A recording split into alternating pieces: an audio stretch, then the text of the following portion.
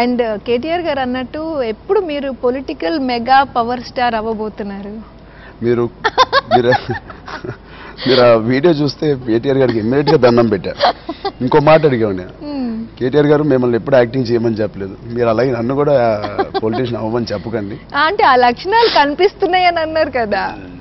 Not really. చాలా మంది actors మంచి స్పీచ్లు ఇస్తారు, మన ఇండస్ట్రీలో ఎంతోమంది ఉంటారు. స్పీచ్ ఇచ్చే ప్రతి యాక్టర్ పొలిటీషియన్ అవ్వకూడదు.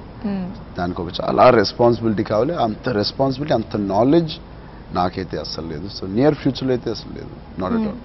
అండ్ ఈ మధ్య టాలీవుడ్లో మంచి అంటే మల్టీ స్టారర్స్ కానివ్వండి, నెక్స్ట్ మీ ఎన్టీఆర్ అండ్ మీది కానివ్వండి, హ్యాపీ టు సీ అంటే చక్కగా అందరూ కలిసి, అంటే ఎప్పుడో మేము ఎన్టీఆర్ గారు, కృష్ణ గారు, ఇలా చిరంజీవి గారు ఇలా అందరూ కలిసి చేయడం మేము అప్పుడు చూసాం, మళ్ళీ ఇప్పుడు చూస్తున్నాం టాలీవుడ్లో.